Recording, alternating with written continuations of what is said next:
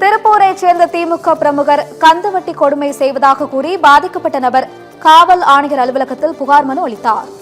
திருப்பூர் மாவட்டம் Palladam CDC colony பகுதியைச் சேர்ந்தவர் சந்திரகாசன்.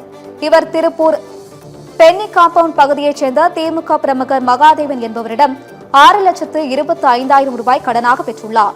பின்னர் 3 மாதத்தில் 5,50,000 ரூபாயை திருப்பி செலுத்தியுள்ளார். மீதமுள்ள 75,000 ரூபாயை செலுத்த சென்ற நிலையில் வட்டியாக 2.5 லட்சம் ரூபாய் கொடுக்க வேண்டும் என திமுக பிரமுகர் மகாதேவன் மிரட்டியதாக கூறி திமுக நிர்வாகி மகாதேவன் மீது நடவடிக்கை எடுக்க கோரி பாதிக்கப்பட்ட சந்திரகாசன் மாநகர காவல் ஆணையர் ராஜேந்திரனை சந்தித்து மனு அளித்தார். பணம் வாங்கி 3 மாசம் ஆகுதுங்க. 3 மாசம் தான் வட்டியோட 5 லட்சம் கொடுத்தாச்சுங்க.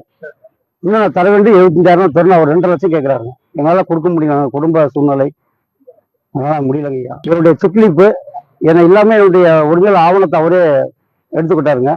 செக்லிப் டீச்சருடைய செக்லிப்பு, ஜாமீன் போடுற செக்லிப்பு கேட்டதுக்கு மிரட்டாரு. தர முடியாது, எங்க வேணாலும் பாருங்க மிரட்டாருங்கய்யா. ஆளுங்கட்சி சேர்ந்தவர். எங்களுக்கு நீதி வேணும். எங்களுக்கு அந்த 10,000 செக்கை எங்களுக்கு மீட்டு கொடுக்கணும்.